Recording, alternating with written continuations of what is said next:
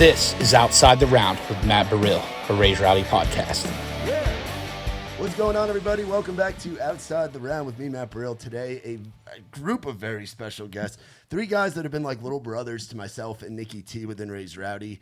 We got our man Eamon Owen, we got Sweeny, and we got Stanton Langley together. They make up one of our favorite trios in town, Highway Home. Boys, how we doing on a Tuesday morning? Can't complain. Good, dude. Surviving? Surviving. You boys were on the road this weekend, South Dakota? Yeah, absolutely. We burn it down, man. Now we're feeling it. I think we're all feeling the smoke pretty heavy. Now it's burning us down. Yeah. How was it? Dude, it was so much fun. I mean, we had the chance to go to pig wrestle, and we sadly didn't do it. We got talked out of it last second. We were going to. We just did. For the record. What was the event? So it's called the Ree Heights Roundup. And Ree Heights is a town in South Dakota of 110 people, I think, is the population on the sign. And the Roundup, we were like, yeah, it's going to be a whole rodeo. No, it's just one event. Oh. One event. And the event is pig wrestling. And so Hell yeah. Teams of three, you start with your hand on the fence, and the pig comes out, and they've got this, basically this corral. It's so muddied up, and they say, ready, set, go. And it's about 120, 140 pound. They said they were supposed to be 140, 50. Not all of them were. They were not huge, but teams of three, and everybody's dressed up in like uniforms, just goofy as it can be, and they got to pick up the pig and put it in a water trough, and then put their hands in the air, and it's all timed. And so the first couple were like what? Like 40 seconds, a minute. 40 seconds to a minute. Then all of a sudden, It was actually like a group of like teenage girls that did the best for like a long time, Yeah, dude. There was they like were all like these big 28 dudes, and they were seconds. like taking a minute to get it in there, and then these three girls come in there, and it was like 19 seconds, and it was Yeah. like, oh, okay, this just got real, and then it picked pigs up. are quick. Yeah. And so you got to be nimble through the mud, which sucks. But I think the winner ended up being at like 11 seconds. Wow. But we were signed up. Like the night Yeah. before, we were ready. We were drinking and we were fired. Yeah, we had a few about cocktails, to and we say, were yeah. like, we're gonna do this. doing it. Drunk thoughts had us like super confident. I'm sitting there, it's like, all right, I'm gonna be the one to spear it, and then y'all just like jump on the legs, and we're gonna make this thing happen. And then so we're at like 3 o'clock in the morning. We're like, all right, y'all ready to do this? Like we're gonna go for it. And then the guy that brought us out there, he came over and he was like, guys, y'all really shouldn't do that. And we were like, oh, come on, man. And he was like, look, you got to think about it. There's gonna be an ambulance there. People get hurt all the time. And we were like, oh, we are here for a reason. So if we can't play because somebody breaks a hand or Eamon takes a throat kick, that was the joke. It was like, of all people, it would be like me and Connor both are going to get our wrist broken, can't play guitar, and Eamon's just going to get kicked in the throat, and then we're just totally out of commission. Damn, that would have been legendary. Was anybody else playing there, or what was the gig set? Were you guys opening, headlining, or what? We were headlining. Yeah, there was Yeah. a young opener. Fuck yeah. Leighton Lee. Leighton Lee. He was good. Yeah. Yeah. That's awesome. And so we played. Like I said, it was a town of like 100, and I bet our crowd was, like 200 or 300, which is awesome. Yeah. People Yeah. from all the surrounding crowds came out, and at one point they were like, "Hey, y'all want to get down? We're doing a little fireworks show, and y'all want to take a break while we shoot off some fireworks?" And I think we had drank enough. We were like, "No, this is gonna be so sick." To be like Sandlot. And Yeah. so we kick courtesy of the red, white, and blue, and there's fireworks going behind us. I mean, and like we're right, just- right behind the stage. It was actually super sick. Yeah, It was awesome. I guarantee it was so much cooler in our heads. Like I'm Oh, sure it was so for like sure. they could hear you couldn't bits even and hear pieces us. of the song, but for us, like we could hear the song really well and see the fireworks like behind us, and that was it. Like That's that was awesome. incredible. It was really cool though, because there was people in the crowd that were coming up to us before we played that were like, we drove from like Rapid City, which is like 4 hours away, just to see you guys, which was really cool. So that made us feel pretty good just to know there was people coming to see us out there. Mm-hmm. That's awesome. So you guys have been a trio for how long now? Around 8-9 months, I would say. 8-9 months. Yeah. And you guys are all born in the South from three of my favorite like country music hotbeds. We got Oh, yeah. Alabama, we got South Kakalaki, and we got the great state of Georgia. Georgia. You guys born in the South but built in Nashville. So what kind of went in? You guys have all been here for a little while now and been doing your thing as writers, players, artists. What led to creating a trio with all three of you guys who happen to be great friends before all this. Too. Yeah. I mean, honestly, that's I always tell everybody it started at Live Oak, and because I mean that before Live Oak moved. Between y'all and everybody else, like those rounds were like the pinnacle. Like when we moved here, it was like if we're playing a Raise Rowdy round or we're playing, what was the other, Magic Monday? Yeah, with Tracy. Yeah, shout out Tracy. Yeah, I did. And like, so through those, that's where I didn't know anybody when I moved here. And I knew about Live Oak and the rounds. And I went there and just started shaking hands. And I met him super early on, like probably first week. And I met you a little bit down the line, probably like 6 months. Yeah. And, but yeah, like through that, we got to be like super good buddies. Started writing a bunch. Of course, like we were all doing solo stuff, but I think pretty quick, I know me and you figured out that we loved singing harmonies. We're also on a podcast, so if people aren't watching it and they're just listening, you doesn't. Oh, sorry, guys. Me and Connor. Yeah. So me and Connor figured out that we both love singing harmonies. So whenever we were doing rounds, if there was a chance for us to be on the same one, we would. Yeah. So we could sing harms on both each other's songs. We'd send each other the new song that we were playing. We'd study, you Yeah. know, and it was always And the then goal. it was the same thing with you. I think the first time that I with Stanton it was whenever you were with Graham opening up for Austin Snell at what was that place? At the end. The End. Oh, the It- end, it's bro. it's the end of the world, is what that is. What a spot. And so we're sitting there. We all get there early, and Graham goes on, and Stanton's over there just singing perfect harmonies, and it sounded so good. So fast forward, Connor has a trio shift at Valentine on Broadway with Mac Eason and Hunter Holland, and Hunter ended up moving back to South Carolina. Is that right? Yep. To become a pilot, and Mac, I believe, got on with Logan Crosby as a bass player, and so they both kind of had their own things. And he called me, and he was like, "Man, like, would you like could you come, just do this shift with me? Like, I know you love singing harms, love to have you there." And we needed a third, and I was like, "Dude, we have to call Stanton. Like, just trust me. Let's get in there. Like, it's going to be great." And so we did the first shift, and again, this is like just fun. We still have solo careers. Like, It's kids making money in Yeah, town, playing yeah. downtown, which is a great way to make money when you first get yeah. here. Yeah, this was a means to pay the rent. I don't Yeah. think I think in the back of our mind, everybody was like, I've always been like I love singing harmony so much that I could do that as I would love that as much as singing lead. So I'm like, if this it was definitely something that was in the back of my mind, but not something that we all thought like since we get together this is going to be a thing. Yeah. But we played that first show. And after, we probably had 20 people come up and we're like, "Hey, what's your name? Where's your music?" We're like, no. We're all individually standing there being like, "You should check out my music." look me up. But yeah, so we kept doing that, and I think that kind of sparked the first idea. And the more shows that we played, we kept on getting the same response. And then, one day we just kind of texted in our little group chat and we're like, "Hey, like, what do y'all think?" Well, I think it was after we wrote "Broken His Mind" was really when it was like, because we did this show and maybe we did a couple of them, and after we did that and all those people were coming up to us, in my head I was sort of like, all right, I'm gonna see if like I can bring this up. Maybe we should be in a band, because I always grew up in bands. That's my favorite way to. It's like being on a team. I mean, it was always what I preferred. And so after that, we wrote "Broken His Mind" with Walker Wilson, and when we made the demo, it just naturally came out sounding like a band song. It was just tons of harmonies on it, and it was just kind of all centered around that. And so we started showing it to all our other buddies, and they were all like, "Dude, y'all are a band," and we were still kind of like, "Oh no, I don't know, man. I think like this is a pitch, or maybe Eamon will cut it or something." And then I think eventually enough of our homies were like, "Dude, y'all should do this," to where we were like, "Let's just make a TikTok, Right. and post a couple videos." So we went to his house, literally just stood in his living room, Yeah.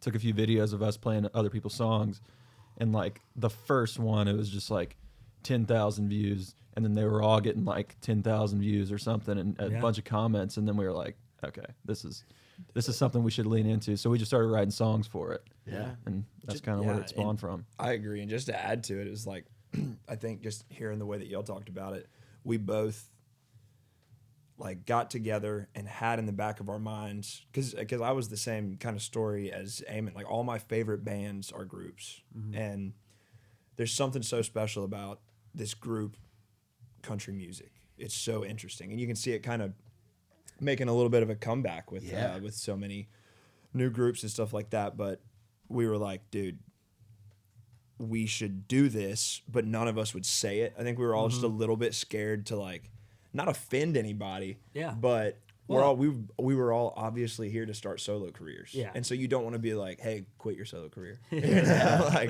But when it finally came out and we were all on the same page without even saying anything, then it was just off to the races. Yeah. Yeah, it was cool. And then we ended up writing a song called Highway Home. And we were like, that wouldn't be a terrible name. You know, it's not like the name has to mean all that crazy stuff. And there's a lot of ways to make a name really cringy. So, like, why not just go with something that just kind of And I makes feel sense? like Highway Home is you guys all took a highway to get here, whether it was coming up from Georgia, coming out from Carolina, coming up I-65 from Bama, like being out on the road with your buddies, like you're all taking the highway home, and home could be that gig, home could be back here in Nashville. Like it's a cool name. I dig it a lot. Yeah. Well, I always say that there's also, this one doesn't necessarily lead to Nashville per se, but I-20 connects all three of our states, and Yeah. it ends in South Carolina. So it's like that is kind of the highway home for all three of us that we've all taken to each other's, home states.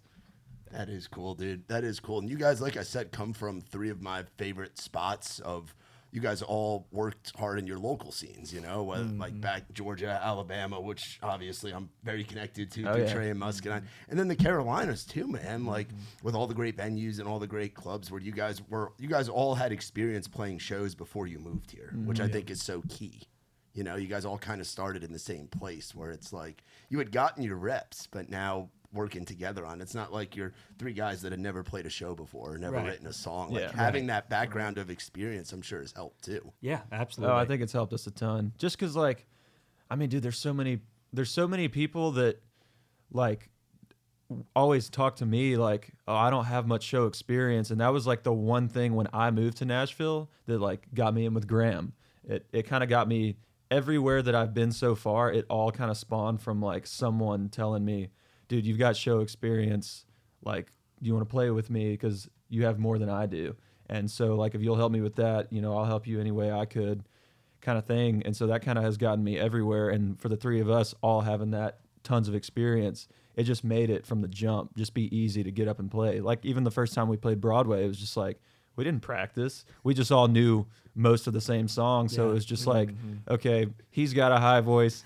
This song, if I'm singing the lead, he's going to sing the high harmony. It was we didn't even have to say anything. We just would start singing, and it would just kind of fall right into place because of the experience that we had. So that's been kind of everything. Yeah, absolutely. I mean, I would say that if we didn't come into this band with already our 10,000 hours of performing time, then we had taken a good chunk of it, taking care of a good chunk of it. I mean, we're getting close to being masters of live performing. I mean, we love it.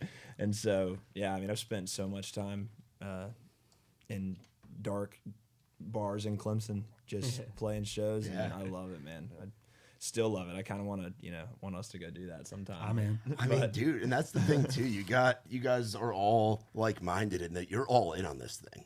There's not a plan B. It's music. We're gonna make this thing work. We're gonna get out there and play some shows. We're gonna write songs. Whether it's playing shows here in town, I know the basement's been a great spot for you guys where you've gotten to pop up and do the thing. Talk about South Dakota, but going back to all, you each bring a different market to the table, which is huge too. You can go back to Carolina, go back to Bama, go back to Georgia, and there's clubs for days. Come college football season and school being back in session in the fall, I think you guys, if you wanted to, can keep your weekends fucking full.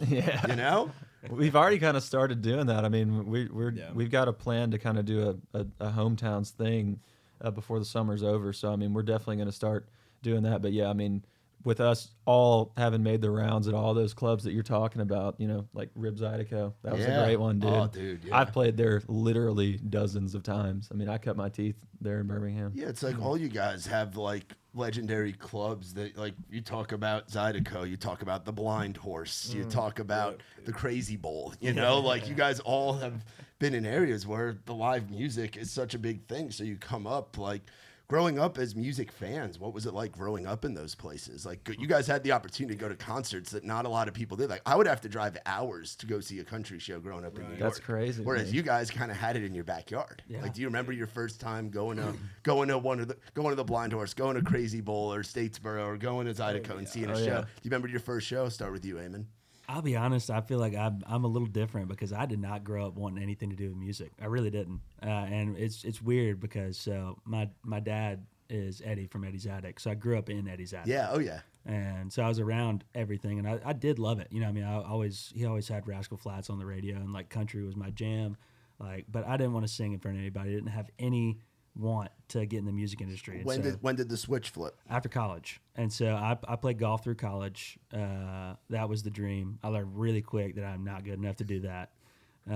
So once I got done, I moved to a private course back in Georgia called Cuskawilla. And I moved there because my dad had connections, and I knew that there was a bunch of people that I could just shake hands with and figure out what I'm going to do for a career. So I did that, and I was lined up to go into medical sales. And as this was happening, I met Logan Millwood. He was working out there as a it all carpenter. goes back to Millwood. Dude, so Shout it's out Logan crazy. Millwood, you crazy bastard. Crazy, right? So I moved there to be the I guess glorified card attendant. I made the schedule, Hell yeah. hired, fired. It was fun. But Logan was already working there, and so there was a YouTube video of me and my brother singing, and he found it and was like, "Dude, like I can't sing a lick, but I play guitar. I don't play guitar, but I can sing." He was like, "Let's just get together and jam." So this is right as like I'm, like talking to the guy, like figuring out places in Atlanta I can move, and like getting all this done, and we start kind of just jamming, writing songs, and we start playing a couple shows, and I just got hooked. And I literally, like a week before I was supposed to move, I called him. I was like, "Hey, this is probably really dumb, but like I want to chase this music thing." And so I told him, like, "Sorry, like I'm not going to take that job." We started up a duo called Cherokee 20, and started playing shows here and there, put out a couple songs, and sadly that kind of like went away. But after about a year, I was like, I'm just gonna move to Nashville. Like I don't know anybody, don't know what to do, and yeah, just moved to Nashville with the like I want to go do this. I'm gonna make it work. Yeah, that's Yeah. awesome. What about you, Connor? Because you guys all kind of moved around the same time too. Because that was 2020, right, or 2021? I think 21. Yeah, then 21. you were probably around there too, right? I was, yeah. So are we ditching the first like the local concerts? No, We're no, starting Local to come back to concerts? that? No, talk about that too. Talk Like, about what that got too? you into Okay, this, yeah, man? all right. Because I'm sure grew up going to some shows. No, I did, Oh, man. yeah. And rest in peace, Blind Horse. I mean, holy cow. What a spot. It was unbelievable.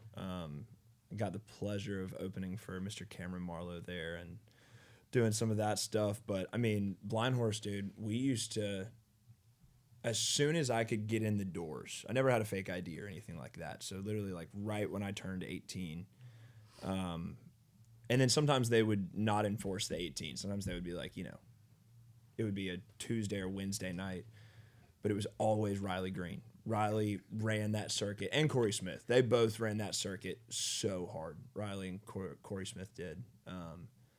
And I mean, $10 tickets. I found, I ended up becoming the biggest Trey Landon fan because Hell Trey would yeah. always open those Riley shows. Yeah. And I knew every word to every song that both of them had out, which was like, 2 EPs each, I think, Yeah. and it was like, shout out Ryan Nelson when she comes home tonight was that, that first like kind of big one that made Riley, that made the tickets, $18 instead of 10, right? Yeah. And so I was like, dang it, but, sneaking in with mini bottles in our cowboy boots and, just having a big time. It was always awesome. I mean, seriously, we were like front row most of the time. Front row or don't go, baby. That was it. Yeah. 2019, we like drove down to Columbia, which was, an hour and a half south. And my buddy was like, "Yeah, you heard that Up Down song?" And I was like, "Yeah, I heard that Up Down song." He was like, we got to go see this guy. And so we go, and we're in the Senate, which used to be, back then it was a music farm in Yeah. Columbia. Love the Senate, by the way. That's another great venue. Killer venue. And it was, this girl comes out, and she's playing solo acoustic as like first of three. and didn't know any of the songs. There was people like fighting in the crowd during her set, and so it was kind of distracting. But her name is Lainey Wilson, and that was like, this was like a $14 ticket. Yeah. And then the first opener comes out, and I'd also never heard of this guy, but there was a guy named Rhett who was playing guitar for him, who was from Pendleton, South Carolina, who I had just met like once or twice. And I didn't even know he was playing for this guy. I didn't even know he played guitar, but I see Red on stage. I was like, that was cool. This is cool. And so that was the Hardy set, and it was awesome. And he, what the 4x4 is for. And I was like, dang, I like that. Added it to my playlist. That old school EP, yeah. Oh, yeah. dude. And then Morgan played, Morgan Wallen come out, and he had his mullet and his cutoff shirt. And I don't know. There's just all of those stories of just going to shows that really made me think, like, and then just later watching what I saw then playing these little clubs that weren't even sold out, like it was just insane. Like that tour was awesome to see, and then to see Riley playing arenas now is crazy to me because I think I've seen Riley like 12 times. All four of those names you just mentioned are all festival headliners. Oh, yeah. Superstars, Just dominating. Which is crazy It's because insane. I remember going to the clubs in Jersey and in New York and seeing that. I remember seeing Wallen at Short Hair Wallen opening for when he was on the FGL tour doing a radio show at Jenks Club where they used to film the Jersey Shore. And they would do country nights on Wednesdays, and Wallen's wearing the FGL baseball jersey and a flat bill hat. Like. It's crazy, like thinking back to those like right before COVID times of where all those artists are now. Oh yeah, that's awesome, man. And that's again the beauty of places like South Carolina is you guys got so many venues. Like Wendell's and Anderson's, another one. God bless so Wendell's. good. I've had Seriously. some wild nights in all of them, and it's cool you bring up the Blind Horse. My first time going there was 2019 with Muscadine, and it was just that room was just. It was electric, I miss the Blind Horse, man. I think it's something else now, and it's no longer there. But what about you, Stanton? Growing up in Alabama, to me, one of the most underrated music states on the planet. Seriously, man. Like, I mean, especially for Birmingham, which is where I grew up. Like, there's a really good hidden music scene, which is where I obviously came up cutting my teeth in those clubs. But my first concert was actually in Greenville, which I've never thought about until right now. You never told me that. Yeah, it was Keith Urban at the arena. My dad took me when I was like 5 years old, and it totally just changed my entire trajectory in life. It's like one moment. Yeah, it was there. That's awesome. But my second concert, which was in Birmingham, it was Rascal Flatts and Sarah Evans at the arena. Come on. Which we went to because we loved Rascal Flatts as a family, but also Sarah Evans lived in Birmingham at that time. So I was friends with her kids from the time I was like 8 years old. Like literally the first musical thing I ever did, my dad had bought a little recording rig, and Avery Evans, her son, came over because he played drums and I played guitar. And so he came over and we like recorded a cover song, and it was just us two, and then like my dad recorded the bass and I did the guitar and I sang it and Avery played drums, and it was cool, and we were just friends, and we ended up going on to have a little rock band for a while in middle school. But yeah, I went to go see Rascal Flatts at the arena in Birmingham, and it was cool because it was like Sarah Evans, a superstar who also lives 5 minutes away from me, if even, was, opening up, and they brought her back out to do a duet and stuff. And like, as a 12-year-old kid, you're just like, holy smokes, this is like some of the biggest artists on the radio right now in my hometown. One of them lives here. I have to do this. Like, this is the only thing I ever want to do in life. So from that kind of moment on, me and Avery, we started our band. And we just started playing at all these places, and it's like any place we could go, as I'm sure y'all did too. Like any place that people would let you come play music, we would just go do it for free. We'd probably paid to play at some places. There's a lot to do in Alabama too, between all the damn barbecue joints, the Mexican restaurant tour. Shout out to Pablo's. Dude, Pablo's? Bro, I worked with Muscadine and Trey. They played Pablo's once upon a time. Pablo's is a classic. Acoustic duo. The acoustic duo circuit in Alabama runs through. Some places it's coffee shops. In Alabama, it's Moe's Barbecue and it's Pablo's Mexican restaurant. Old Moe's. I played at Moe's a bunch, dude, down there in Lakeview. Yeah, Innisfree and Innisfree's a big one too. But when did you move up here? I moved up in January of 22, so probably a few months after they did. But I can't remember exactly when we met. But I mean, I did the same thing. It was like soon as I got here, I had my couple of friends that already lived here that I had been staying with for a while, and I just started going out to Midtown bars and just like it's so crazy thinking about it now, because when you look back, like I used to be I would have to like work myself up to be like, all right, tonight I'm going out and like I am going with a purpose to like go make friends and like start doing this thing. So it was like putting on your sort of like internal business suit to go out and just shake as many hands as humanly possible, which is how I met literally everybody I know now. But yeah, it was January 22, and I just got here and was like, I was coming out of a band. I'd been in rock bands my whole life, and it was like I've been writing country songs for rock bands, and I was like the only one kind of in those bands that wanted to do country stuff. And it was always sort of this battle of like, well, this song's too country, and I'm like, well, I don't know what to tell you. It's just who I am. And so I came here knowing that like whoever I find to collaborate with, which, you know, just kind of happened naturally at the end of the day, like I want it to be stuff that just feels, you know, right, with people that just feel like natural collaborators. And I found them right here. Hell yeah. But yeah, dude. I'm trying to think back to the first time I met you. I think, did I you play remember with it. Colin Nash? Dude, is that when it was? I think it would have been. We had Colin Nash full band Yes. on an In the Round back in the Yes, day, and it was dude. like Colin's like EP or Yeah. single or something came out, and I was like, "Who's this little guy ripping on guitar with Colin?" I'm like, "Colin can play, and this guy can play just as good as Colin," and they're Dude. just shredding back and forth. You know, what's so funny is I remember that now, and I was still like in my rock and roll days, which I always will be. But like, dude, I was up there on the Live Oak stage, and there's like 40 people in the crowd, and I've got like my shirt fully unbuttoned. Oh, dude, yeah. I was like, "Who's this kid?" I was like, I got chest hair. I'm gonna like show it off, you know. And I'm up there to like 40 people, like no shirt on. That was awesome. Cause yeah, it's like your guys like we always talk about like classes and like people that move here around the same time. Like for me, it's like it's Trey, it's Ella, it's Dylan Marlowe, it's people like that I got here around the same time as in like 2018, 2019. And it's like you guys in that right after COVID, Yeah, we start coming up during COVID and then move here right after, like as things are starting to get back to normal. And your guys' whole class is one of my absolute favorites. We got lucky. We got real lucky, Yeah, dude. The talent around us yeah. is We nuts. our circle that I feel like it was immediate because I remember the first two people I met, and it's actually a funny story. So, like I said, I wasn't as intertwined in the music industry as I probably should have been, and so I think what was it? It was what's one of the Why Not Wednesday, Why yeah. Not was at Live Oak, and it was my first time going to Live Oak, and I remember I went to the left of the stage. And didn't know anybody, but Paxton P. and Walker Wilson were standing right there. So I was, whenever I introduced myself, and this guy with a piano started playing Sand in My Boots. And I remember looking at Paxton, I was like, yo, like they do covers here? And he goes, that's fucking Ashley Gorley. You know who that is? I was like, no.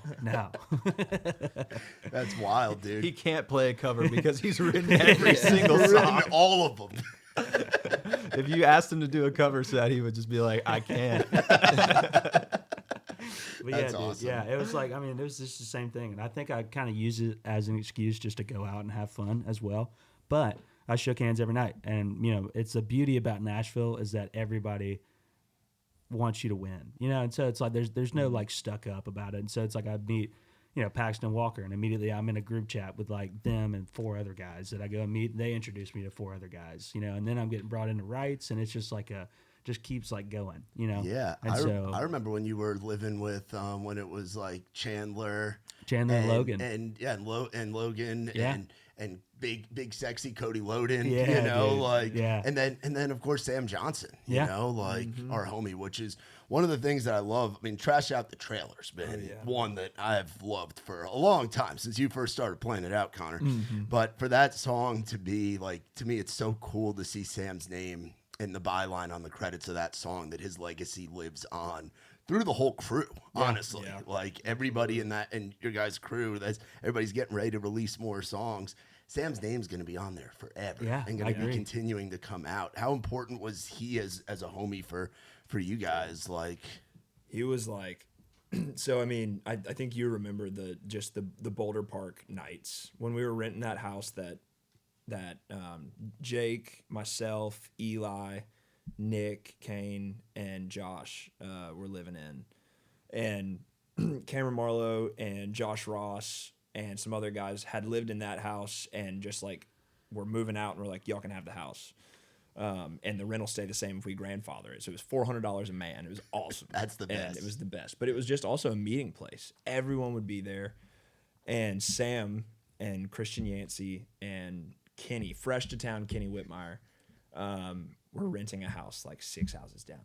And so everyone would just descend on our house, and we'd have the poker nights, and we'd have crazy time nights, and we'd spin the wheel. And it was just, I mean, that was where Chandler got the TikTok message from Ern. And that was where, that house just had so much to it. But Sam, there's so many pictures from like those nights, because Brennan always had a camera too. So Brennan's taking photos, and everything's so well documented, and it's just amazing. You can make a documentary on our crew, at some point. There's so much footage, so much photos from all these different events and walks of life that we've been through together. But Sam was just cornerstone, dude. Like the big man, the dad of the group. Yeah. When we moved big to brother. town, yeah, exactly. I mean, he was just always out, always wearing that dang Hawaiian shirt and doing whatever. But he was also, when we all moved to town, he was easily the best songwriter in the group. Yeah. He just knew what he was doing. He knew his way around it. He was very organized with his songs, had all of his demos, all of his lyrics like cataloged perfectly, and was excited and happy to like teach us how to do that.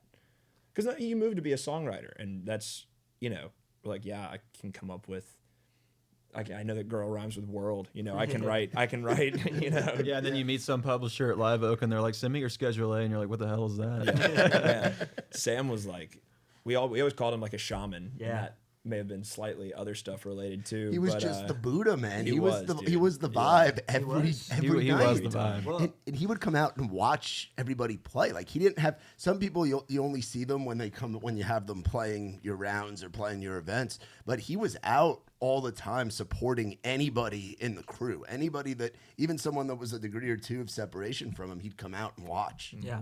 He was just the best. Well, I mean, and he was the first person where, like, so going to the rounds and being there and hearing the song, like I'd hear songs where you're like, that's really good. Yeah. And it was like more times than not, it was like, hey, I wrote this with this guy, and Sam Johnson. Like, I wrote this with this guy and Sam Johnson. It was all all the ones that I loved. Yeah. And so at that point, like, I'm a little bit newer to meeting these guys. So he was already writing with Connor and Christian, and these guys I'm hanging out with, and I'm like, dang, like I feel like I can't ask him. I gotta wait. I gotta wait until I'm playing and he hears a song that he likes, and he's gonna come up and ask me to write. And when he did, it was a holy shit moment. I was like, yes.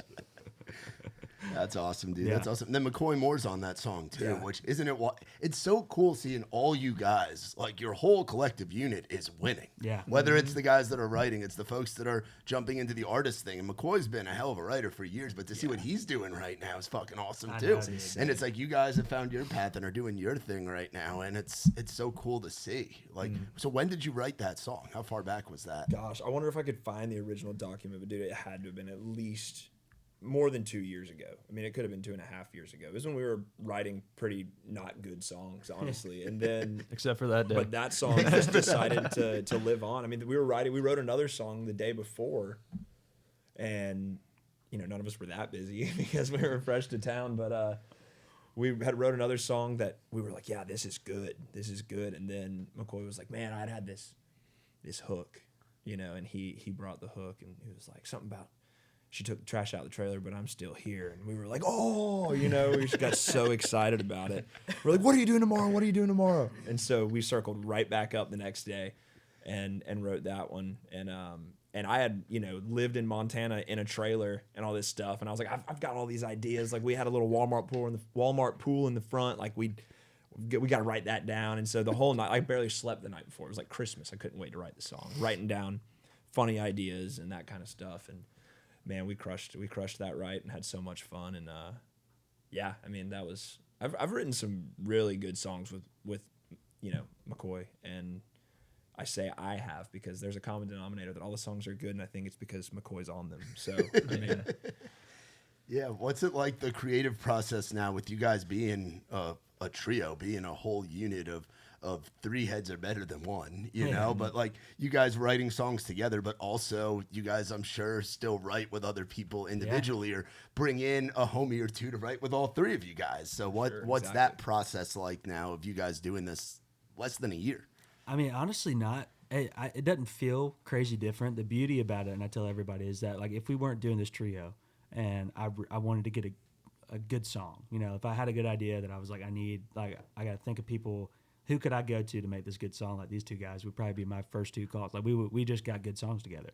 So the beauty of it is that like us three together write really good songs, but at the best song wins. You know, it's not like none of us have our chest out. It's like all of us need to be on this song. It's like, you know, that we've all been fans of each other's songs, you know, since we were since just before doing this. solos. Yeah.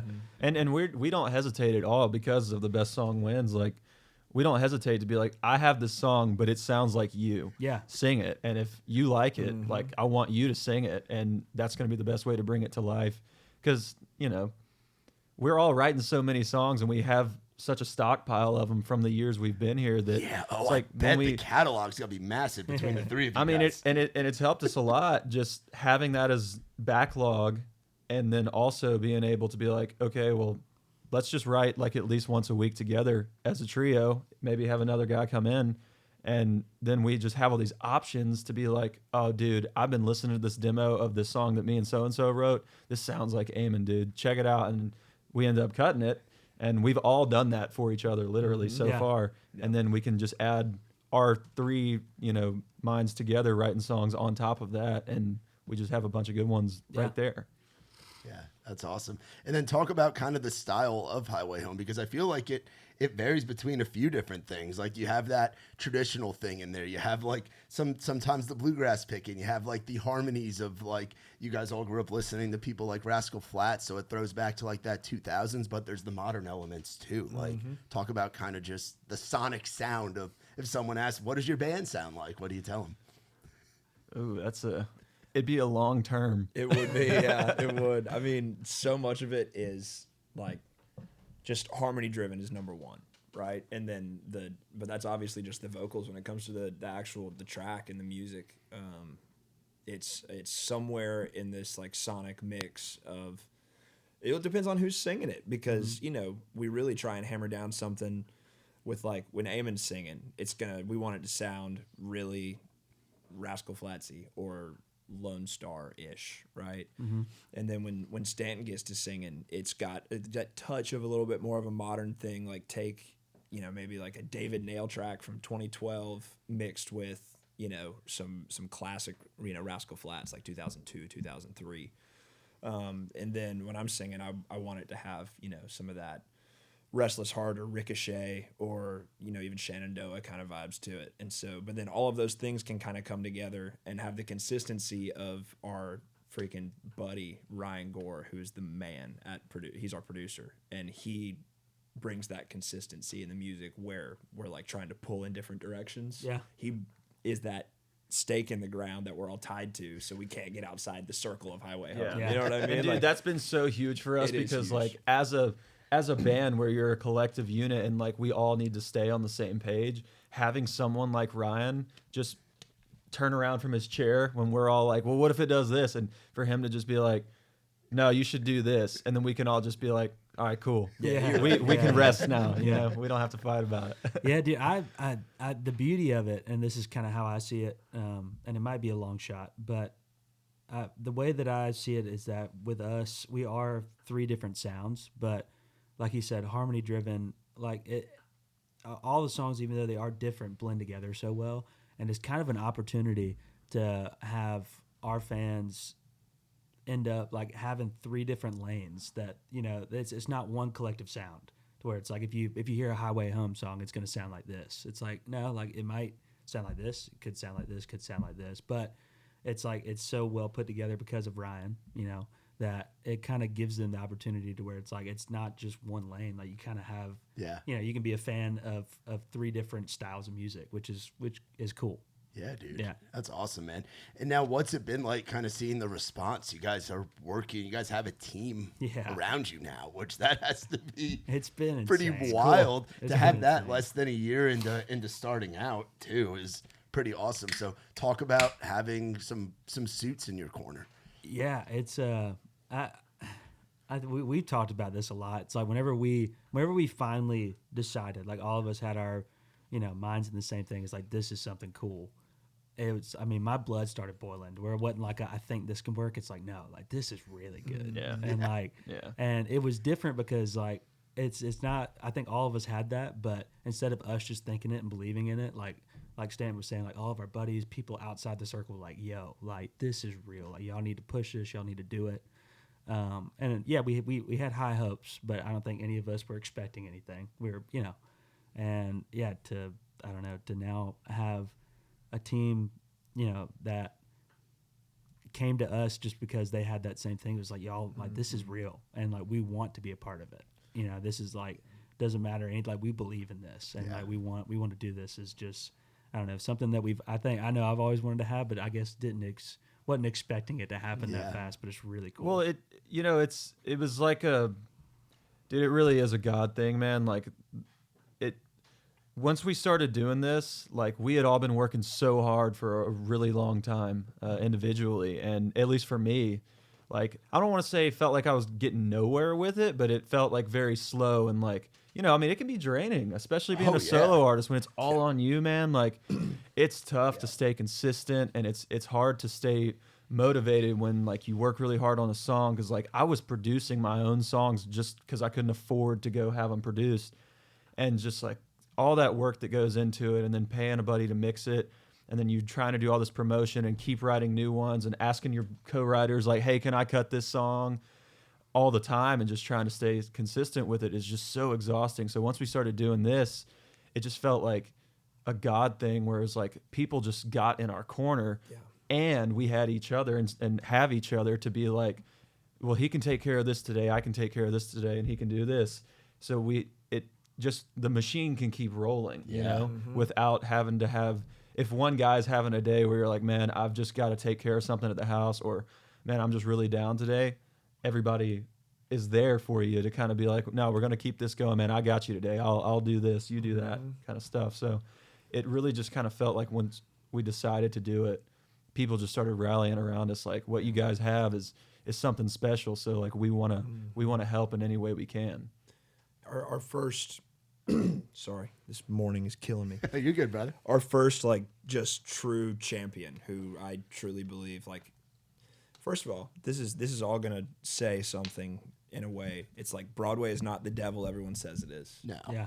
Broadway is a beautiful thing. It is. Go play it. Go get reps.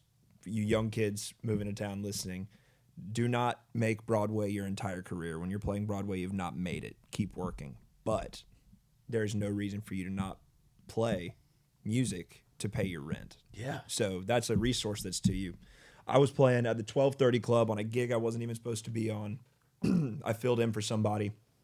I was playing, and this guy in like a yellow windbreaker from the 80s who looked like a wizard with long hair and a beard walked up and put $20 in my tip bucket and a business card. And it said Ryan Gore, producer, mixing engineer. And then he messaged me on Instagram because I didn't call him.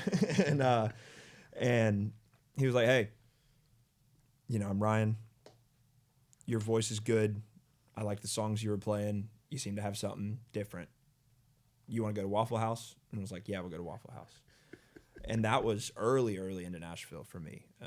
And so then I started recording with Ryan. I mean, and he's mixed everything. He was co-producer with Bart Butler on all of the John Party stuff, and just has done all this incredible work and is so talented. And we were recording great songs, but he was like our first big champion. When we started this, we went to Lady Bird Taco, and we were like sitting there talking, and I was like, hey, I just wanted to run this by you. I know we've recorded like 10 songs, like just of my solo stuff. I think I want to quit that. I think I want to be done with that. I think that this Highway Home thing that we're talking about is is what I want to do. And he was just right with me. He was like, oh yeah, for sure. Let's do it. Yeah. Like, he was like, let's get all the guys together. I want to meet them. Let's Yeah. do it. Let me record it. Let's do it. And he was like our first champion. He introduced us to Charlie and underscore team. And they, have introduced us to a million people, but it all comes back to Ryan. And he has been like, when I talk about it, a godsend, like there's no way that I would be where I am in this town without Ryan Gore. Yeah. He is unbelievable. Yeah, so- and it goes back to Broadway. and it comes back to Broadway. Isn't that funny? Well, it all does. Our first gig Yeah. that even made us want to do this was at the Daggum Valentine, which true. I've spent too many hours in. But yeah, Broadway's a good thing, man. And there was always a part of me that was a little bit embarrassed that was how I was like making money, because I mean, for a while there, me and the boys were driving back to Clemson what felt like every weekend to play, because we had to pay the rent and we wanted to make money. And in our mind, that was like a good part of our career. And you were making good money too. Yeah, We were making good money. Yeah, we were having fun. That frat circuit plays really well. Yeah. AGR and those frats yeah. out there in Clemson pay And it was very well. fun. Yeah, It was a good time. They always took care of us. We bought a freaking Sprinter. Like, we were kind of balling, honestly. We were, I remember the bus. You remember the Redneck Dude, when I first Express? met you, I remember thinking like, dude, this guy's got it going on. dude. Like he's rolling in the dough. What that reminds me of is back in the day, and they weren't rolling around in the Sprinter van early on, but Gary and Charlie with Muscadine, Yeah. they were riding around in Charlie's Avalanche. He had a Chevy Avalanche, and it was the two of them, and they'd put up a flyer looking like they were on the road every weekend, but they were playing Moe's Barbecue. Yeah. And they were just going up and down I-65. So they'd be in Nashville and they'd write, and then they'd say they were going on the road every weekend. But it was covered gigs, acoustic duo up and down I-65 That was and us, man. stretching over to Hattiesburg. Yeah. And that's how they got their buzz early on, because everybody was like, holy shit, look at all these tour dates these two kids from Alabama are doing. Yeah. Just same kind of thing, dude, where it's like you're going back and you're playing, and now you have a honey hole in Carolina forever, where you guys take this highway home thing there. Yeah. You take it to Birmingham, Yeah. you take it back to Atlanta. Like, Yeah. there's all that's such a huge thing. But yeah, getting your reps is Yeah. huge, man. To circle, yeah, I mean, even just to circle back through that, it's like we played those, and then I was like, dude, I have to be in town more, because I mean, it felt like I should be living in Clemson. Yeah. Like I'm blowing up cars because I'm driving back and forth so much. And so Broadway was the answer for that. And if it wouldn't have been for that, there's a chance that I would have ended up as a daggum wedding band singer. And that would have, no worries on that. People can do that, but it's not what I want for my career. And because I was able to have that resource of, I never had a side gig, like a job, ever. I always played music for the last 4 years, moving to Nashville. Yeah. And this would not, there's a chance the Lord would have worked it out some other way. He has his ways. But this, in my mind, wouldn't have worked out if it wouldn't have been for like the opportunities that came from Broadway, which is funny. So young kids, it's okay to play. Don't be embarrassed if that's what you're doing. And what I loved about your cruise stint on Broadway was that your homies would come out and watch, and like it was and raucous. homies would hop up and sing Dude, with it was everybody. so It was damn so fun. Like fun. it was the whole squad would go out, and Oh. a lot of times locals, for those watching and listening, locals don't go down the Broadway a ton. You kind of do a lot when you first move here, because you're like, oh my god, this is here. Yeah. The drinking, the music, the women, the this, that. Like it's a fun time. But your crew would always come out to support. And then you'd want to take a break or walk around with the tip jug, and you'd have 4 or 5 homies on deck that would hop up and not just sing, but play all the You instruments. could yeah. replace a whole band. Literally. Yeah. Just within this. Max, you and Max King hopping up and Yeah, singing dude. "He Went to Jared" together. Like I remember the random times, because I worked on Broadway when I first got here. I was a door guy at Whiskey Row for about a year. Oh, really? I didn't So, even know. so I don't go to Broadway a lot anymore, because I feel like I did my time down Yeah, there. yeah. But whenever we are down there, I remember just stumbling into the Valentine and being like, "Oh shit, the boys are playing." Yeah. There's 3 full tables of the homies in the back. Yeah. Yeah, So much. almost every Yeah. gig. I loved it when that text went out, dude. They would be there. We had our whole group, and you'd be on stage, and someone would just be like, "Everyone convene. Valentine, Connor's on." Everyone just went down. And then after they would do that, me and Max King would be playing down at Yeah. Whiskey River, and then all the boys would pull up, and it would just be like, we'd be, 3/4 of the way done with our set, and we're exhausted and drunk, and then Connor and Justin or Walker or Little Skinny would hop up there and just overtake the whole band. Schools would always end up on the drums for some That boy not loves to good get on the reason. drums. He really does. That's He his really like does. thing. But that makes Broadway more. That's the best way to do it. If you're down there gigging, have your buddies you guys were all in it together, just doing what you could to scrape by. Some folks cutting grass, some folks building fences, some folks driving the damn party tractors, but all coming out and supporting. And like, the only way I think you really get through it is either you get really lucky or blessed, or you have the support system of your homies around you. Yeah, for sure. And you don't realize how much it sucks as much. You know that it sucks. You're grinding. Back then, it didn't feel like work. Because it was so fun. Yeah. When it started to feel like work was when I was like, okay, all right, we gotta get something off the ground here. We gotta get rolling. Yeah, but it feels like an extension of college almost. Oh, you know, yeah. like it feels like you're in a College, too. frat. It was You're- my college. You're in a frat with your boys, and you're doing the same shit that you're doing in college, but you're studying Nashville. You're studying how to write songs, how to play gigs, Yeah. how to play your instruments. Like, there's something beautiful about Dude, that. it was my college. Like, because I didn't go. I did go to MTSU for a little stint, but that came to a screeching halt. And then I moved back to Birmingham, and then decided to move to actual Nashville. Yeah. But yeah, I mean, it was college for me, dude. It was just like every Monday night, 10 to 2 at Famous on Second or Whiskey River with Max, or occasionally I would do a thing. I actually met Ryan Cohn that Yeah. way. Wow. Dude, He was so- playing bass, wasn't he? No, was dude. he He playing? came in right when he moved to town. We were playing at Famous on Second. We were doing the 10 to 2 shift, which Famous a was lot of brutal. it was brutal, dude. I'm not gonna lie. Rip that place. Yeah. But it was brutal some of those late nights. And this kid came in with glasses, and Max was like, "Hey, my friend's here. He wants to see about playing some shifts down here. Can y'all cool if he hops up and plays a few songs with y'all?" And we were like, "Sure." And he got up there and just like sang his ass off on a bunch of songs, and is a great guitar player too. And so I made friends with him through that. And like, I met so many musician buddies too. Oh, Like, yeah. cause I'm a player, I mean, I've made my living here playing guitar, and so many of my musician friends, bassists, pedal steel players, drummers, any other instrument.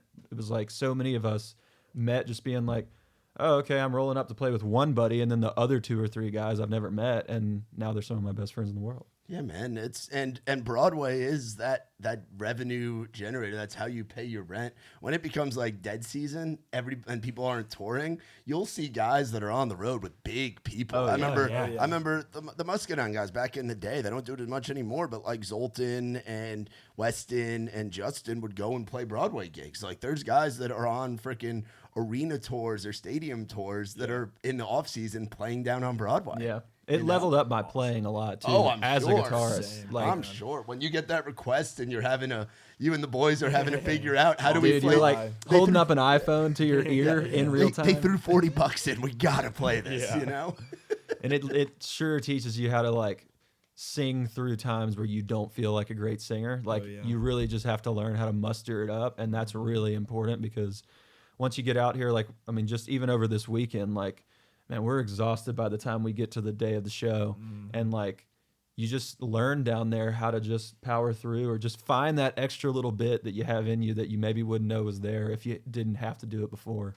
Yeah, did you guys do doubles a lot or triples or any of those? Never. Not as a I did singer. one. I had I did it once, a yeah. lot when I was working at Whiskey Row. I had a lot of buddies. They were mostly the players would do Yeah. the triples. Yeah. And I was like, how are you doing this for 12 hours Dude, at 3 different If you spots? do that consistently, you're clearing like, you make $200,000 a year. Yeah. doing Oh, that yeah. shit. And Yeah. you don't It have is to insane. and you don't have to go on the road or ever sleep in a hotel. You're sleeping Yeah. in your bed every night, Yeah. you know? As a singer, I did one double, and that was. As a singer, and it's I was done. tough. I was like, no shot. Remember doing that again? I'm good, thanks. Yeah. You know, so. But yeah, I mean, as a player, did you ever go around and do a couple? I did a double or two. I never did a triple, but I do remember the one that I can remember at least doing was like a, what was it, a 6 to 10 and then a 10 to close kind of thing, which is a long night. And I remember by like the last hour of the second shift, so hour 7 of playing guitar, my fingers were literally like black on the end from the strings, and there was like no skin left, dude. And after that, I don't think I could play guitar for like a week because they were just so shredded. And there's crazy bastards that do that all the time. I know. Do it every It's like- weekend. Just oh, conditioning, geez. man. Yeah, man. It is like Yeah, man, you got to it's condition wild. yourself so hard to be able to pull that off. So what do you guys like doing when you're not doing the music stuff? I know right now we're busy because we're things are working. Things are Things are taking working, off. You got yeah. the second single out. You guys are getting out to go on the road and play originals, which is the dream, you know. But Right. what do we like doing when we're not doing the music thing? I'm sure you're still out in the golf course, probably smoking everybody. Yeah, I'd say that's definitely my one. Have you thing. guys played golf with him yet? Oh, a bunch. All the time. We do played it all the time. Friday in South Dakota. Yeah. Right before the tornado was coming in, the wind was insane. Oh shit, that's right. There was a tornado up there. It was like 90 miles away from us, but still, that wind was. I mean, It was It's like nuts. 50 It was miles so per hour fun, though. winds. It How was crazy. South Dakota golf? Was it like Dude, it was open fun. plains golf? Was it like a links or was it like mountainy golf? No, we played. I mean, it was pretty flat, but it was just like 9-hole, like short par fours. Couple. Yeah, I mean, yeah, it was not a hard course, but it was like exactly what I needed. You know, I think all of us like. I tell everyone, and a lot of people when they figure out that I am good at golf, you know, they're like, "Oh, I can't play with you," but it's like my competition, my, you know, like drive to like really be good is kind of gone. Like if I go out there, I just want to have fun. I want to drink. I want to honestly play a bad course because it's cheaper. Oh yeah. I'm not looking. You know, Shout out Riverside. Yeah. Shout out McCabe. McCabe. Shout out McCabe is what's my the home. what's the one up north that's a fucking shit show? What, Shelby? No, not Shelby. Ted That Rhodes. There's one that's up north that nobody goes to that I go to with Ike all the time. But it's like municipal. There's nobody on the course. Like it's what the hell's that damn golf gonna have to course send called? it to us. I'm gonna have to look that up. It's like when I think up north, I it's a- think like 12 stones, but that's nice. no, yeah, 12 Yeah. Stones is nice. There's a really shitty golf course, but it has potential to be fucking awesome. It's like up in the middle of nowhere. We like, should buy it. Yeah, dude, it's like there's Highway Home nobody Links. ever on it. It's like not Oak Hills. What the hell is it? I'll have to find it. Fairway Home? Yeah. Ike There we knows. go. Ike knows the course, but Pebblebrook. Okay, I've heard of it. I haven't played it. Not to be Pebblebrook. confused with Pebble Beach. Not no, it is the complete. That's so. I've never thought about Pebble Beach, dude. Pebblebrook is great. It's like $40, and there's never anybody on the course, but it's like mountain golf, and Oh, like it's it's like beautiful. That five. sounds fun. It's Yeah. like 5 minutes from hole to hole. Yeah. In the golf cart that goes really slow, and there's nobody ever on the course. It's literally so you can go out and play with like. You can get hammered, is what it sounds Oh, like. dude, we bring 8 dudes playing at the same we time. bring out some good smoke, bring out some cigars, and bring out like a case of Surfside, and Yeah. the gang has fun. You can go like 8-12 deep per hole because Dude, there's that's nobody amazing. else on there. So Unbelievable. pace of play doesn't matter. Next time you do that, we need to be Oh, included. dude, I would That's- love to watch you hit off these damn mountains. Oh, There's I'm more so in. sand on the Yeah. green than in the sand trap. It's awesome, dude. It's so much fun. And it's cheap as fuck. That's what I That's love so is the good. cheap Yeah. golf courses. Yeah, well, I remember because from high school through the beginning of me moving to Nashville. I mean, that was what, like 12, 13 years of free golf. Yeah. You know, and like I not having to pay for it, especially college. Like yeah, I'm playing like, you know, courses that are like $400 a round where I'm not, you know, you don't have to think about paying because everything you can go out there and practice whenever you want, you can play whenever Yeah. you want. And so that was my like that just got embedded in me that golf is free.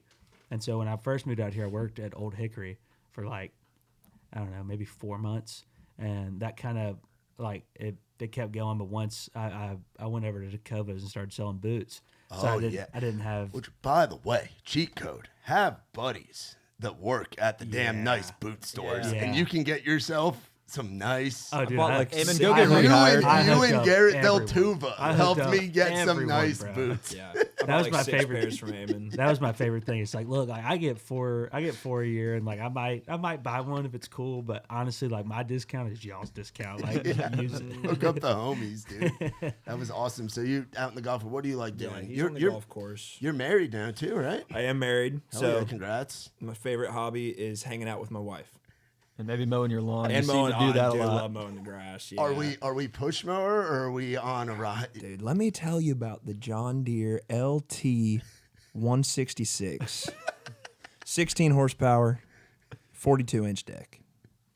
Thing's a unit. Yeah, No, that's awesome. We My- got to get some content of you on the mower if you guys haven't done that. there's a little bit. Yeah. There's not enough. There's not enough. Yeah. I love things that go vroom. Stanton and I are huge outdoorsmen, but I'm going to let him take the outdoorsman lane. And I'm going to go with I literally every day I think about things that go vroom.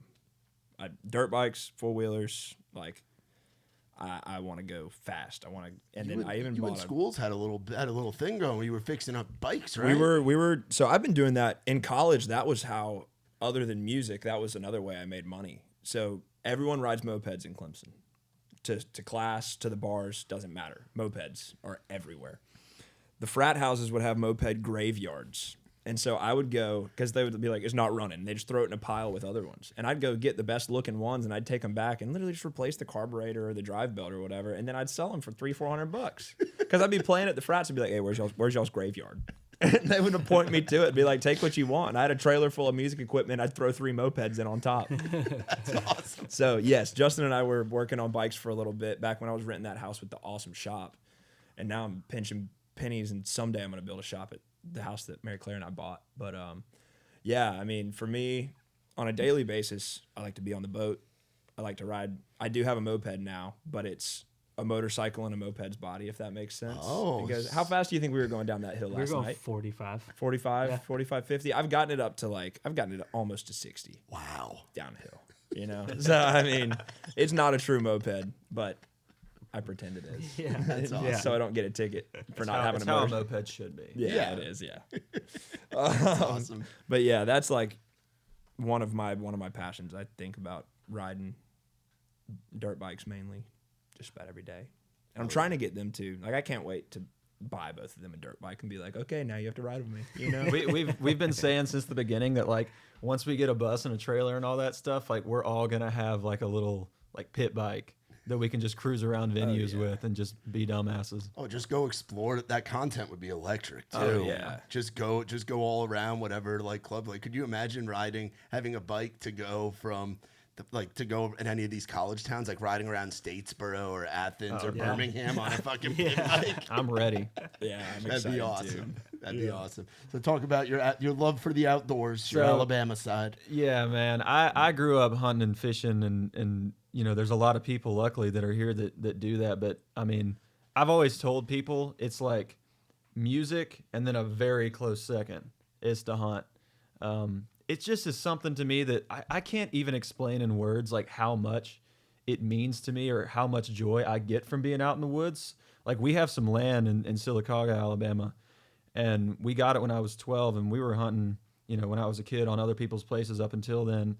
But I mean, dude, that place is like, that's my house is like out there. Like when I think of like where I want to go back to when I do go home, that's like the number one place for me. Just growing up being a kid and like you can get away from everything, you know? And I know we all feel that way about our respective pastimes, but like you get musiced out sometimes when you do this as much as we do. Yeah. And I know you know about that too. I even do, and I don't even freaking play or write or none of it. And so to be able to so the muscadine got like Gary. I haven't met Gary yet, but I really want to because he's a big turkey hunter, and so am I. and he's got your same, you and him. And we have the same name, sort of, yeah, you know. Which maybe we are related because my name is a last name, my grandmother's maiden name. But anyway, dude, I bet y'all are. getting out in the woods and you know, chasing a turkey around is just like a complete removal from everything that might be stressing you out or whatever you're working towards. Like we all need breaks to get inspired again, and I cannot tell you how many times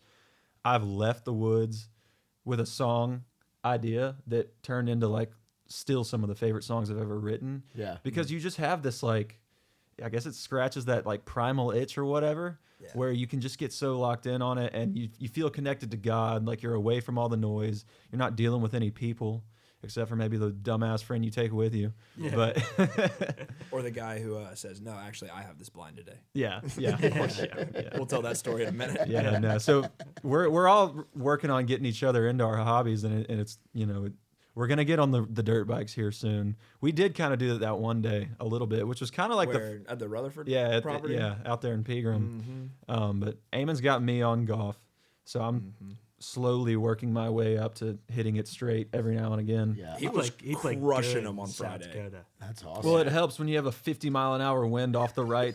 All you have to do is Saves slice your it. slice. Yeah, I was You gonna say just- I'm a slicing guy too. We play Riverside all Yeah. the time because I'm out this way, Yeah. and there's the one hole with like the telephone poles like right up against the river. Right. And I have like a party trick where I will aim around it and I'll hit around the telephone pole and end up in the fairway. That's and then I awesome. tried doing it at the Creative Bets golf tournament at Old Hickory, Hit it and I straight. tried doing it on that hole. on the hole where you're right up on the road. Yeah. And it just went straight. I definitely hit somebody's You, car like, went coming down over the the road, it didn't come back. It just went out to the road. I definitely hit somebody's car. Is that 10? No, that's on the front 9. That's like 8. Yeah, I think it's hole 8. number 8. Yeah, Or 9. Yeah, it's one of Coming back to those. the clubhouse. Yeah, because I remember hitting it out there and being like, "Oh shit, guys, we gotta go. we got to get out of this tee box." roll. So, what do we got coming up in the future now? We just got trailer just came out, and you guys out on the road. Like, what do we got planned for the rest of this year? Get out the calendar. I A forgot. bunch. Yeah, we it's exciting, man. We got the offer to go out with Mr. Graham Barham. Oh, sick! Starting September 11th. And so, how many dates? 26. 26. Wow. Yeah. We're All pumped, man. over the place. Yeah, It's so- crazy. We're psyched for that. That's gonna be super fun. Yeah. I think second weekend we go to Canada, which is cool. Yeah. You go internationally. Yeah, You're Dude, Toronto loves GB, man. That's awesome. We've been a couple of times opening for people. We just went with Dylan Scott like a few months ago, and it was like probably the best show of that whole tour, dude. It was just like they love Graham up there. So when I saw those dates on the calendar, I was like, well, that's going to be an interesting travel experience for us in this band, but I know it's going to be a good show. Oh yeah, that'll be freaking awesome. We're so grateful, very excited. I mean, it's been a huge goal of mine personally, is just to be on an actual tour. Like, Yeah. you know, Yeah. one-off openers happen all the time. But Yeah. yeah. And the other exciting thing for me, and you kind of touched on this, like being a solo artist, like the whole thing.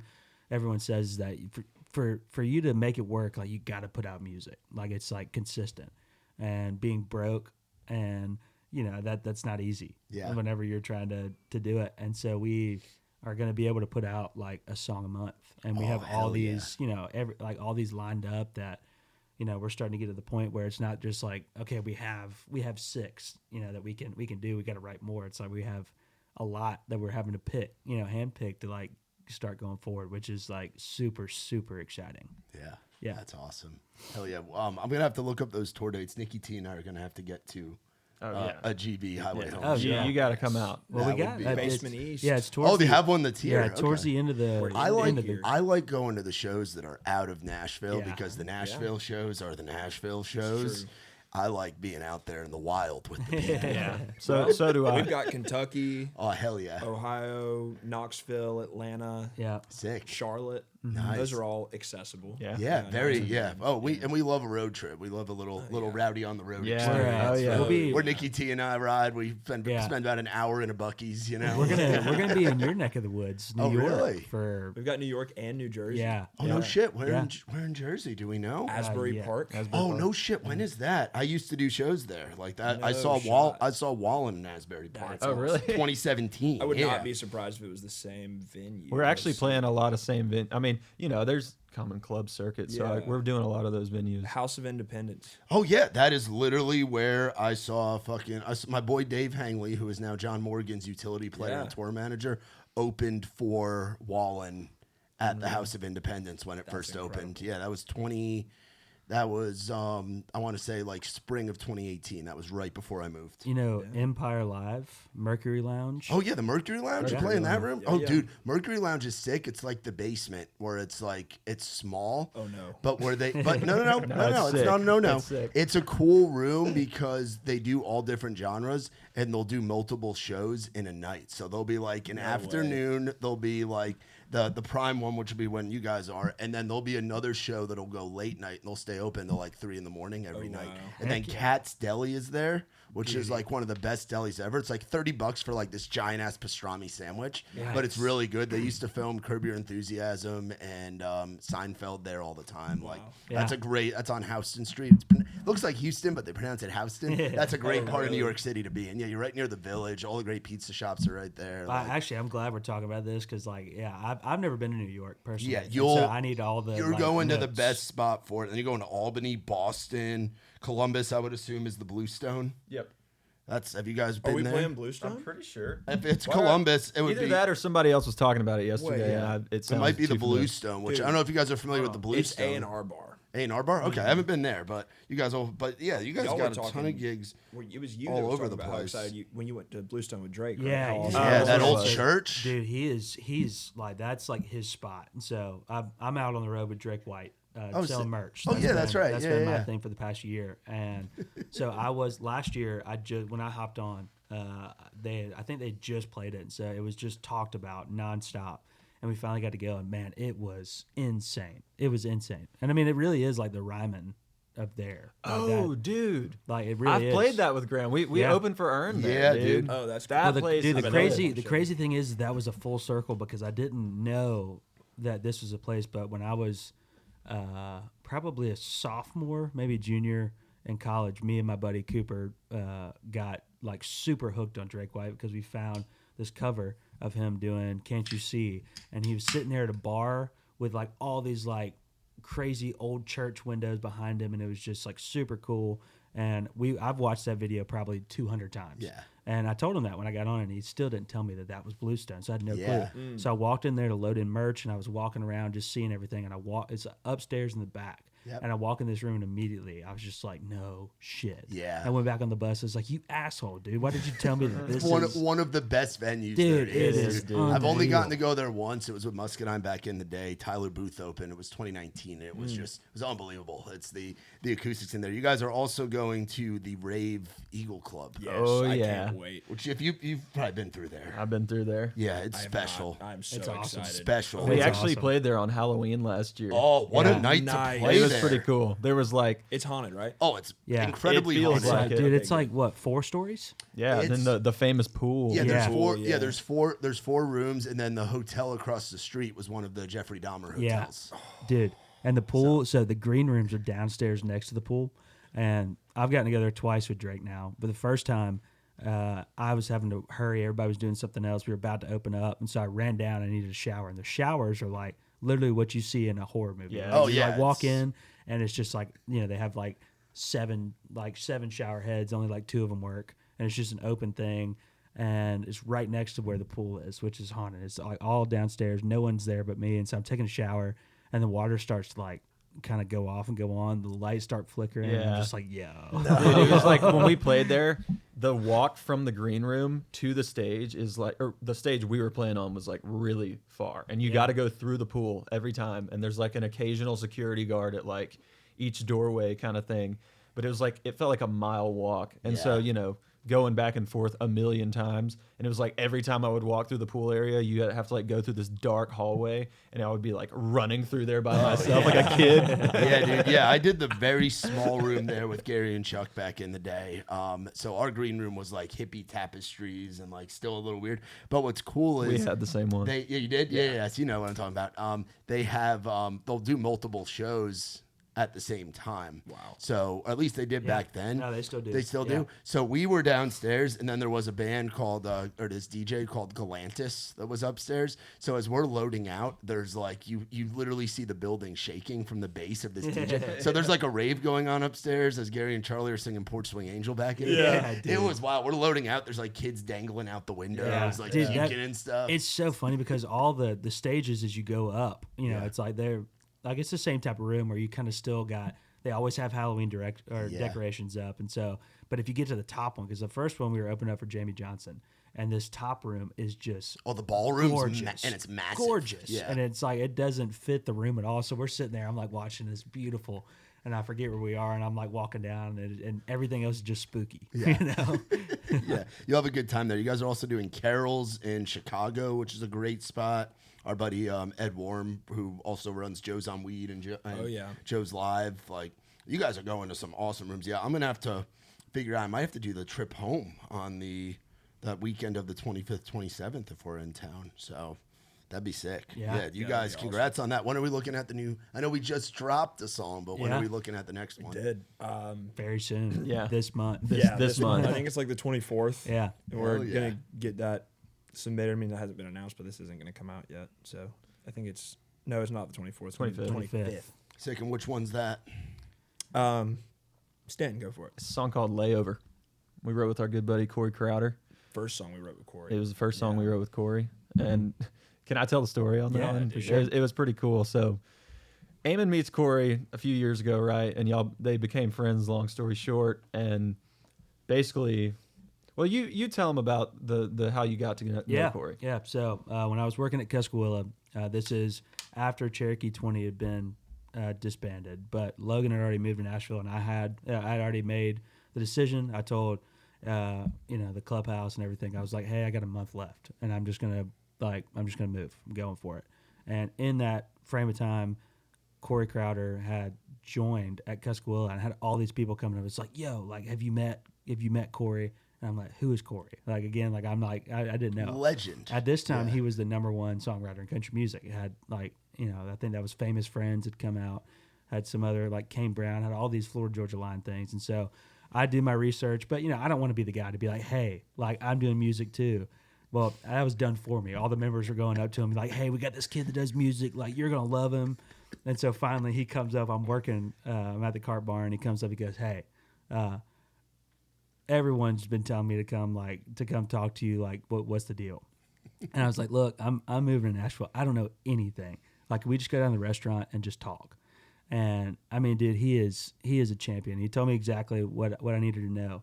Because, I played him some songs and he was like, these are good. And he was like, look, this is how I went to Nashville, like, same thing you're doing. Didn't know anybody, was broke, and I worked my ass off. And I got lucky along the way to get the opportunities I did, and, now I've made it. And he was like, I will be in your corner. I think you have the goods, but do not, I'm not going to open any doors for you. I will not set you up with rights. I will not do this. Like, I'm not just going to write with you. Like, you got to earn it. And so go down there, work your ass off. Send me songs if you want to. I'll tell you if they're good, tell you if they're not. But he was like, there's going to come a day to where whenever you've done it and whenever it's time, like, we'll write.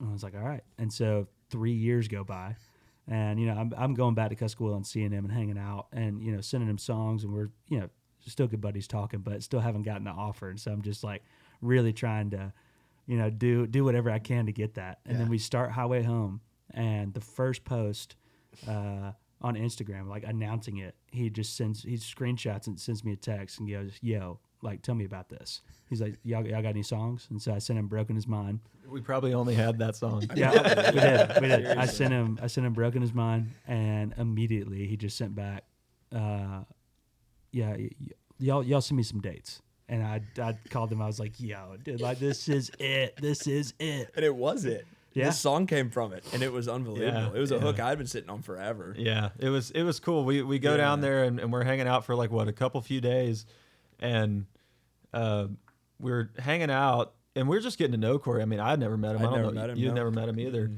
And I mean, dude, first of all, he's just the coolest guy in the world. Like, he just took us in as like kind of just like a mentor to us, while also just being a friend and not feeling like our dad or anything, but just like he immediately kind of took us under his wing so fast. And so we were having the best time down there, but then we knew the next day we were going to write.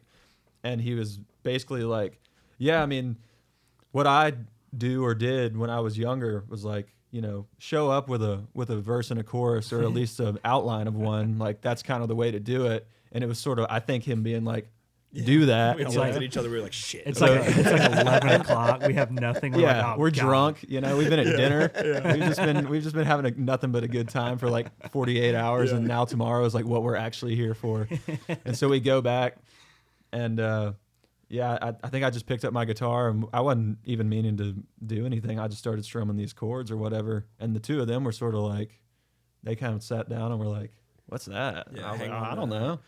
And then Connor had this idea, which explain it again. I can't remember how it stumbled upon us. The idea was I was flying one time, and I like thought the town, like the city, was super cool. Like, I just kind of like looked around, was like, it just seemed like a cool place. I don't even remember where it was, but I was like, dang, I wish I could stay just like a little bit longer than just a layover, And so longer than a layover, I wrote that down, and I was like, that's freaking sick. I love that. And so, yeah, once you were playing those chords, I remember that, like, once we got that, if she could just stay. Yeah. Like, that it became like a whole heartbreak, but it's such a cool song. Like, you're either writing like I just lost my wife, girlfriend, or whatever, like long-term person is like, how a lot of the heartbreak songs go. But this is so cool because it's like, I don't know, it just feels almost more real. It Like- is. I mean, I think it's something that's like not been written a lot, but it's relatable to things that have been, because it's something that kind of everyone has gone through their own version of. I mean, we've all got the one that got away, or a few that got away. But yeah, so we started messing around with that, and we probably wrote the verse and then kind of just a melody of a chorus, just kind of mumbling through stuff. Yeah, I thought we wrote the chorus that night. we did. We wrote the chorus. Did we write the That chorus was all that we night? wrote. Yeah, Maybe it that just was all we wrote. It Okay. was just the chorus, and then we ended up changing things too, because it wasn't great, but it was a great It was enough for us to be Yeah. stoked about it. Yeah. And so we Yeah. show up the next day at Corey's house, and like I don't know about y'all, but God, I I mean, hope he likes it. I was pretty nervous. So you know? nervous. I'm like sweating. turn in your final paper. Yeah, Yeah. exactly. So, like, this is graduation or not. And he's like, y'all got anything? And we were like, yeah, we started messing with this last night, and like luckily it hit him, and he was like, oh yeah, and he just turns around at his computer and just starts cooking immediately, Yeah. and like within 15 seconds, Oh, yeah. he like already had a beat ready for it, so we could Wow. write to it and just Yep. capture a vibe like that. Yeah. And I mean, dude, we finished that song in 40 minutes or something. Yeah, It was something like like that. nothing. Mm-hmm. And so we were super stoked on it. We did a demo immediately, and that was kind of like our fourth or fifth, sixth song we had written Had even together. written, yeah. I mean, we'd been a band for like a month at this point. Yeah. And yeah, it turned out to be a great one. So we added it to the list, and we got in the studio a month after that. We cut it, and it's probably one of my favorites, but it's probably my favorite one live, just because I don't want to spoil too much of it. But there's a particular moment in the song where the vocals really get to shine. So Which you've seen. Yeah. Yeah. Yeah. I mean, Yeah. it's dude. It's electric is what Yeah, it it is. is. I love the It's fun. song. It's And it's really cool fun. because the world was introduced to Eamon singing melody first, and then myself, and then Stanton is next. And so I'm just excited for, like, once we have these first three songs out, I'm sure y'all feel the same way. It's like, okay, it's established. There's three lead established. singers. Yeah. Now, Yeah. even people that don't even know us or even know us on social media, if they're just listening to the music, they know what's up. Yeah. They'll actually Yeah. probably be waiting on a fourth, and then they'll realize there isn't one. You know? and then they can just Special guest. they can know now going forward that just like PSA, whoever's in the middle on the album cover is the one who's That's the singing one the singing, song. exactly, yeah. So there's a cheat code. That's awesome, guys. I'm excited for that. And like you said, we've gotten to hear you live. I've gotten to see you guys individually on rounds and doing our stuff for really since you guys all got to town. But when we have you guys trio, it's a pleasure. Like you three just with your acoustic guitars. You don't even need the band behind you because you guys are making enough noise with the damn harmonies and the guitars and everything, and it's awesome, man. So we love having you guys in our Raised Rowdy family. And was this podcast number one, or had you guys done another one? No, I think this is podcast number As one. Highway Home? Is Yeah. this podcast I number think one? so. It Yeah, is. I think so. Yep. Fuck yeah! I got Shoot, the yeah. first podcast. Attaboy. Let's go. Well done. That's awesome. That's a big moment, man. Yeah, man. I love being people's first on Yeah. the podcast. That's awesome. Taking the podcast cherry, we're popping it right away. So I appreciate the hell out of you guys, and love what you guys are doing, and love watching it grow, and can't wait. I mean, this fall tour is going to be huge. Gonna be cool for you. You get to pull double duty every night. Yeah. Yeah, dude, I'm stoked on Bless that, your man. heart. I did want to say, Graham Barham, everyone. He's like my big brother. Yeah. He's the greatest dude I know. He is just like, for reasons I don't know why, man. He's just like opened so many doors for me and now for us. And like from the time I started playing for him, like he's made such good on his promise. Because when I started playing for him, he basically came to me. I played banjo on like Break It in a Bar or something. And he came to me after that and was like, okay, dude, look, I know you're here to be an artist, but you have tons of live show experience like we were talking about. And he's like, I have literally none. If you'll play for me and like help me navigate that, I will like open as many doors for you or help you with the social media stuff as much as I can for your artist career. And like, dude, he's never faltered on that. Yeah. He has only really grown in that way and really just kept opening doors for me. So I love you, bro. He's the man. He's Shout the out, man. That's shout freaking out, GB. awesome. That's GB. awesome. What's something that you guys would want to tell, like thinking back to those, you guys, younger you, getting ready to move here, Yeah. and now fast forward to summer of 2025, you're getting to go play clubs around North America, not just America. You're going to Canada too. But you guys have songs out. You're in this awesome trio, and you're seeing the rocket ship getting ready to go up? Like, what would you tell that kid that's nervous about moving here, that knows they want to do music but doesn't know how they're going to do it yet? This mine kind of starts out where it sounds like on a bad note, but it's what you need to know is that you're moving into a losing game. Like there's so many people doing the same thing, and you can't expect things to just happen. Now they do, but the main thing is like, you just have to keep your mind open, and the main thing is just be a good person and shake hands, because everyone wants to shake your hand and everyone is going to want to write with you. When you first get here, say yes to everything, because you never know. That one song that you write that you think is good and then it gets shelved, you don't know what's going to happen. That person you write it could get signed, and then when they get signed, their publisher could go through and be like, no, this song is it. And you could have a number one just sitting there. You never know.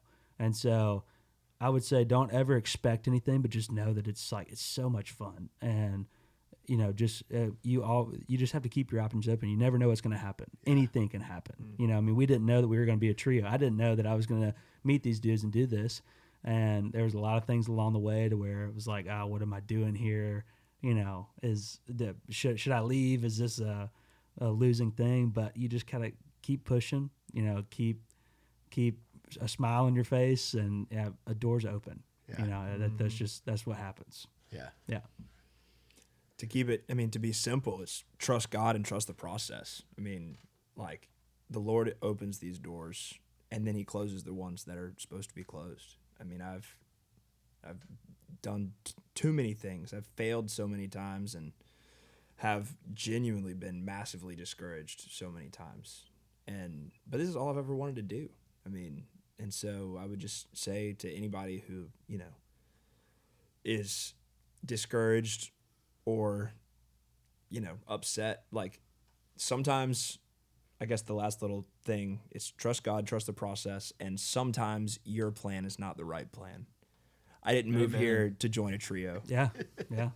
And I can't imagine my career without being in this trio. Like, this is what I want to win. Yeah. This is what's going to win. This is my final say. This is it. Yeah. Like, if it isn't this, then get ready, insurance world. Amen. I would probably tell myself, keep being encouraging and being happy for other people no matter what. Even if somebody else moves to town and instantly just gets on a rocket ship and just goes right by you, it doesn't matter that this is all you've ever wanted. Don't be jealous of them. Mm-hmm. Don't dislike them. Don't hold disdain for anybody because of that. Just be happy for them. And because when you're uplifting for other people in their day in the sun, opportunities come your way. And so I would just tell my younger self, just keep doing that, even on the days where you really don't want to. Yeah. Amen. Great words. You guys are wise beyond your years. How old are all of you again? I'm the old man, 28. You're 28. 26. 26? 24. Hell yeah. That's awesome. Well, you boys are killing it. Thank you guys so much for coming on. Dude, here. thank you. Yeah. I'm going to send you guys home with an 8-pack of Surfside each. Come on. I know we already have a bunch of Raised Rowdy hats. Shout out to Connor over here wearing the old Mike Stoll and Country for All shirt. Come on. Nikki T does have that tattoo of Dolly Parton and I know, dude. He does have that on his arm. Well, That's where I the need a new inspiration- Stoll piece. I need him to come back. Yeah, or I'll go to him. I don't care. Yeah, if you guys are going to be up in Ohio, he will. If you give him access to be backstage, Mike, he will be backstage and he will tattoo. Absolutely. You guys and anybody in the GB. Oh crew. yeah, I saw him at tailgate. Tailgate and Tall Boys. He was up there just tattooing everybody. It was crazy. I halfway thought about getting my first tattoo. that day. Seriously though, if you guys get your first tattoo, it needs to be Mike Stoll. if you guys hit him up and let him know when you're going to be in Ohio or Michigan, he will be there because he's based up there now. So absolutely. Columbus is close for him, so I'm sure he'll come out for that show. I know he just opened his shop, which I'm stoked for him on. Yeah. We were talking about it the other day. It's awesome. Yeah, that's badass. Well, dude, thank you. We What love an you, bro. honor. What an honor to be a part of like the Raised Rowdy family. And I feel like when I call it family, like I mean it. Like this you're, I don't know, what do you call it? Organization? Like organization, the family business. Yeah, the family business has been influential in a million ways, has deepened my relationships with all of my favorite people in this town, and y'all have always been massive champions of us and what we do. So thank you. Yeah, that means a lot. Yeah, I was gonna say before we end, we have to give a shout out to you and Nikki T, because y'all really have been a cornerstone for us, but also just young artists. Like and it's huge, So anybody that's doing this, like come to Raised Rowdy, come to the Outside the Round, meet them, shake their hands, because that's what it took. I remember meeting you. Yeah. I was like, how do I get on this? You're like, just keep coming. Yeah. And I just keep coming. Be a part of the family. Yeah. That's what it's all But about. yeah, y'all have been nothing but awesome. So thank y'all. Appreciate that, boys. Absolutely, Like, appreciate you guys. So excited for more Highway Home songs to come out. Excited to see you boys on the road, and excited to think back to this and look forward to the day when I see you guys at a festival or at a big show, and you guys are dumping the trailer from the back of the bus, and you guys are all getting on your pit bikes and going and doing that while the local hands load everything in. It's coming for sure. But boys, thank you so much for coming on and hanging out. Y'all be sure to check out our boys from Highway Home. Trash Out the Trailer is out right now. More music coming very soon. And get your tickets. You can see the boys out on the road with Graham Barham going all over North America this fall. We're going to be out there at some of the shows for sure. We will definitely. I'm going to convene with Nikki T, and we're going to plan our road trips. we would to love get out that. there and see the boys. We would love that. Shout out to our friends from Surfside. We're going to send the boys home with some 8-packs. Surfside, fastest growing can cocktail in America. Y'all be sure, no bubbles, no troubles. It is, in fact, sunshine in a damn can. For more on us, visit raisedrowdy.com. And like I said, be sure to go check out Trash Out the Trailer from our boys in Highway Home. So, my boys, Stanton, Connor, and Eamon, Highway Home. I'm Matt Burrill. This has been Outside the Round. I ain't never been the kind for staying in one place for too long. I ain't never been the best at saying I love you to a girl I love. Only got a couple tricks on my sleeve. They usually just make